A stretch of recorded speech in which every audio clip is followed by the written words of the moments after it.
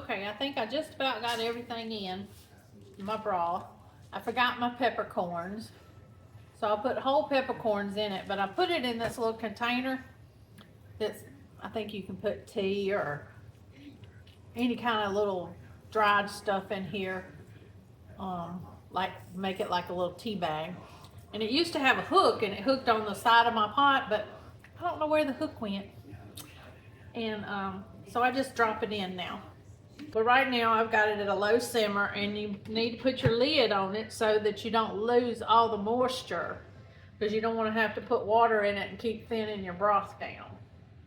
And over here I have the meat that I took off the bones. And what I'm doing with it is I put it in baggies. I'm trying to get it where you can see me. Hang on.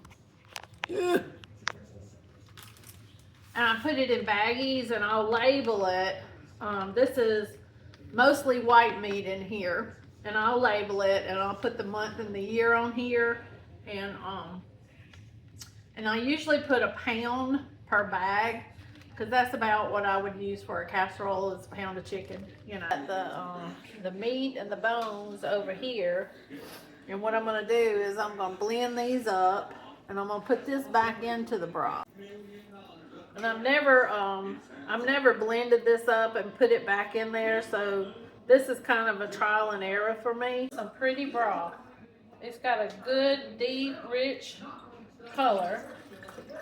And what I did, I cooked it for 24 hours. And then I turned it off, I let it cool down.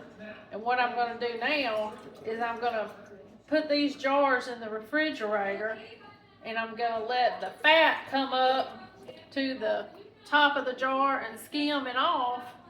And then I'm going to mix my vegetables back in and can it. And but y'all see how pretty that is? That is beautiful.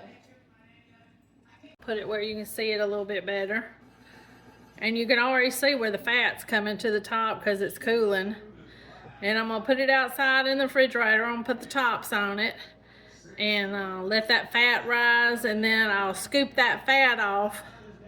And if I still go with the same plan that I've got right now, I'm going to blend these vegetables up and add some of this back to the jars. I'm wiping the rims of my jars off with vinegar, and I know you don't have to do it with vinegar, it's just what I choose to do. It's what my mama did, and I think we all kind of do what our mamas did. Mama wiped the rims of hers off with vinegar, and that's what I'm gonna do. I'm hoping it's gonna cut some of this grease, if any got on the rims, which I'm sure it did. And I just wanted y'all to know what I did before I put my rings and stuff on. The grease is set up on it. You see, it come up to the top on all of them. And I ended up not putting the rings on here because I don't want to have to rewash them.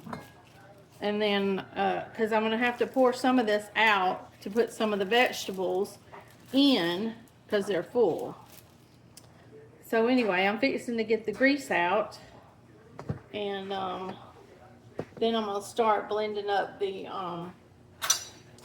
vegetables.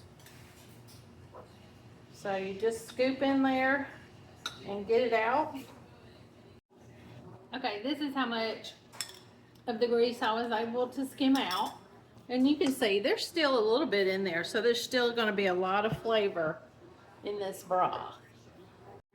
So I've got the carrots and the onions and the celery, and I'm going to blend this up. Alright, that's 3 jars right there, and I think that I am going to just see how these 3 jars work out first.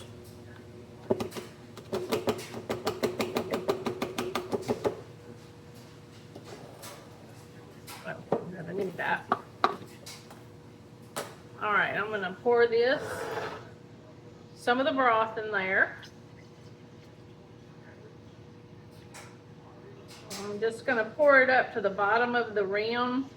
When I'm doing broth, I like to leave a lot of space between the broth and the top of the rim, and it seems like it's done better for me, and I don't have any kind of leakage for the broth. It doesn't come out of the jars. I know there's another name for that, but I can't think of it right now. And now you see why I didn't want to put the rims on, because I'd have had to take them off, because I'm adding jars to this. And these jars will go in the dishwasher.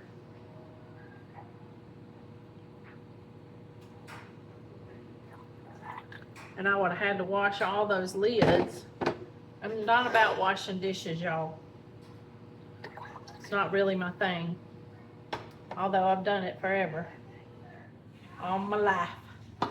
Okay, so we have 3 of these done, and you really can't tell a whole lot about it. I'm gonna stir it a little bit, kind of mix it up. Okay, I've made it to my Presto canner now. I put the jars in, and I put 3 quarts of water in. That's what's required. And I'm gonna start it on warm this time, because my jars are still a little bit cool. You put your top on and you lock it, and you don't have your vent on can, you have it on vent.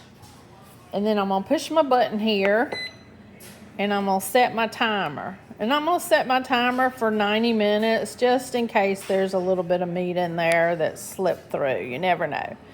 And you push your button. It says to insert your jars, so that's done. And now I'm just gonna let it warm. Usually I bypass the warm, but since my jars came out of the refrigerator, I said, well, I'm gonna warm them today. But if you don't wanna warm, you just push your button again and hold it, and it will go to heat, immediate heat. So this may take a little longer, but I've got other things to do, so that's not a problem. Okay, I'll let y'all know when it comes out. Okay, here's our final product on the broth. And you can see how pretty this is. This doesn't have any of the vegetables in it except what was cooked with it. Let's see, that one doesn't either. But this one does, and you can see how it settles in the bottom, and that's okay. You can just shake it up or pour it out or whatever you're going to put it in. It'll be good in so many different things.